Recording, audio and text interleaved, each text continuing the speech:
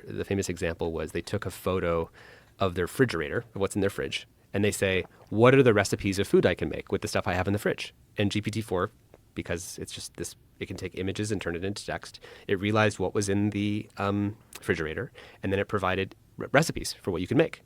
But the same, which is a really impressive demo, and it's really cool. Like, I would like to be able to do that and make, great food at home. The problem is I can go to my garage and I can say, hey, what kind of explosives can I make with this photo of all the stuff that's in my garage?